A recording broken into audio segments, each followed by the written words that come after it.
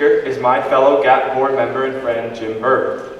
Jim is a senior in the McDonough School of Business, majoring in finance and international business. Jim is from Albany, New York. In addition to being a member of the Georgetown Admissions Ambassador Program Board, Jim is very active in the Department of Intramural Sports and serves as one of the 3 student directors of the program. After graduation, Jim will move to New York City and will be working for Goldman Sachs. Ladies and gentlemen, Jim Burr.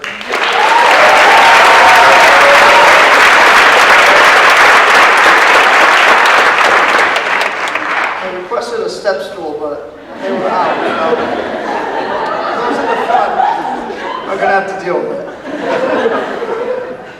it. By this point, I am sure you've been on several college visits, taken 100 college tours, and let's be honest, I've taken 1,000 Snapchats in the entire process. I'm sure you have all been accepted to universities that are excellent and will provide you with a world-class education by giving you the tools to succeed in all your endeavors. Even with all that, I'm going to tell you why Georgetown is so different from all those universities. Parents in the crowd, don't worry, a world-class education is still here. I want to tell you how Georgetown has transformed me. From the time I was sitting in your seats, well, technically all the way back there in the radiator because my family was late, as per usual. But I'm going to count it. To where I stand on this stage, a place where past, present, and future world leaders have spoken and performed so many times, I can't tell you without an Excel spreadsheet. Freshman year, I lived on Harbin 9, which I will always believe was the best place to live. You'll feel the same way no matter what floor you end up on. When I arrived at campus in August of 2010, I always answered the question, where are you from, with Albany, New York. I didn't hesitate for a second. I knew the answer to the question like I know the Yankee batting order.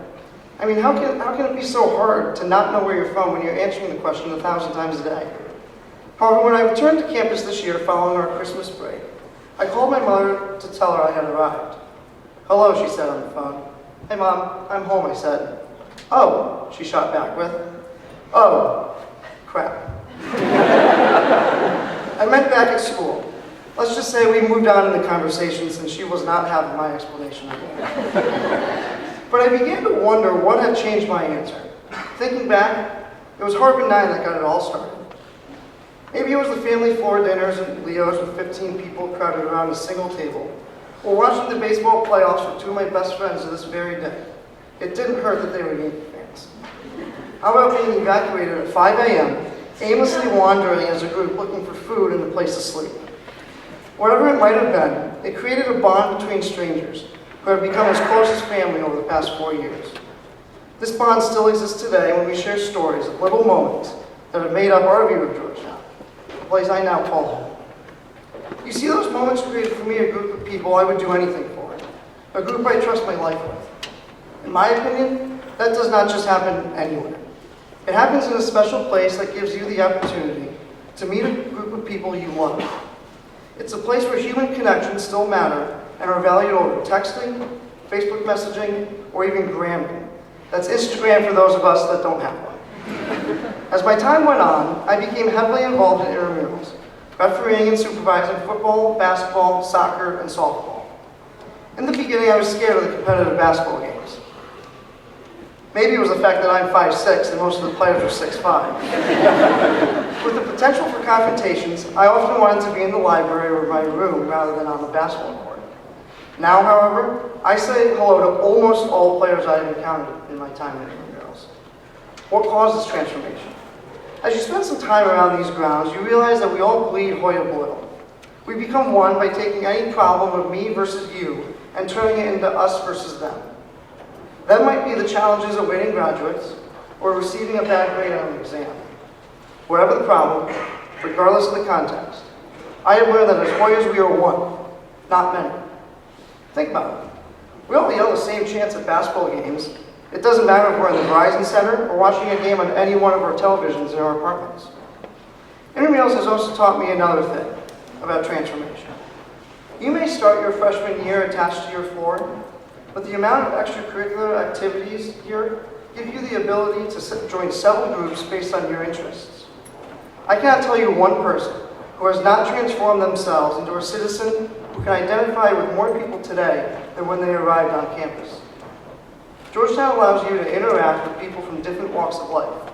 For me personally, it was the Boston Red Sox and New England Patriots fans I've met over the past 4 years. Before anyone says it, I understand the Red Sox won, so we don't need to go over it. Whatever the context might be, you will not be identified by one group of people. Instead, you will be identified in a way of your own choosing. Coming here in 2010, I immediately began to feel intimidated. Thought about the number of people I didn't know and how hard the classes would be. And how about those group projects in the business school? I'm proud to say I can stand before you in comfort with more knowledge, having been given the best preparation for my future. Over the last 4 years, I've discovered an alumni network that is ready to help fellow Hoyas in any way they can. I found professors who care and actually insist you attend office hours for both academic work and personal conversations. And finally, I found fellow students who were more willing to help you than tear out the pages of your textbook or root against your success. I can't even begin to tell you how many times I have bonded with classmates in those breakout rooms in Huria, doing anything from talking about politics, gossip, TV shows, and occasionally doing our group project. I began to understand that while we're all competing against each other for good grades, there was something more to being a Hoya. It wasn't a phrase, rather it was a lifestyle. It was a mindset of helping those around you, of performing the best you can, not because you want to beat others, but because you want to challenge them to do their best. Study abroad brought its own type of intimidation. I traveled to Barcelona in the fall of my junior year to broaden my horizons and do something that was completely out of my comfort zone. Being in a foreign country woke me up to how much I didn't know about the world and how important this eye-opening experience was. When I look back on that semester, there's no argument that being in a foreign country made it great. But what made it special was spending that time with fellow Hoyas and seeing all of us understand how lucky we were to be a part of the good old blue and gray. Whether it was on the beach, in the classroom with kids from other schools, or traveling in Italy, Ireland, or even in Pisa, I realized Georgetown had taught us how to bring the Hoya spirit to another part of the world. This Hoya spirit that had started as a little spark my freshman year had turned into a flame by my junior year. In addition, this spirit is not confined by those front gates. Instead, it is free to roam across the world because it's in our minds, in our hearts. It becomes a part of us, a part of our identity as people. For me, Georgetown transformed me from a kid who grew up in the suburbs of upstate New York into someone with a more worldly perspective. There are so few places that can do this in 4 short years. There's the faculty, the advisors, and the thousands of students who come from diverse backgrounds from all over the world and can transform you into someone who is well-rounded, intellectual, and sociable. Evidence of just how strong this Hoya spirit is that I mentioned can be seen during both homecoming and Georgetown Day. As a freshman, I thought these were simple days for students to enjoy nice weather and hang out. But I'm going to do something I never do and which all my friends are going to be very happy with. I'm going to admit that I was extremely wrong. All joking aside, these days are national holidays. Today, I understand the meaning of these 2 days of year, when every Hoya around the world feels at home, whether they are physically present here or not. On each of these days, I see alumni who have graduated come back and celebrate friendships, memories, and their love for this place. There's no limit to the types of people who feel a connection to these 104 acres. Faculty, staff, students, alumni, and even surrounding community members come together to celebrate the spirit of Georgetown and to recognize how lucky we are to be a part of such a special place.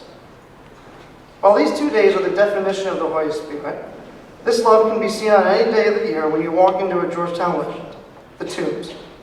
That little restaurant at the corner of 36th and Prospect started out as a place to get food and a drink, and that's pretty much it.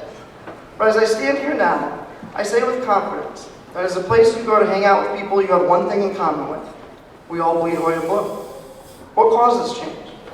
It could be the fact that Tombs is where you go during orientation with the same group you go with after graduation. It's not just the old photos or the tradition, it's the people.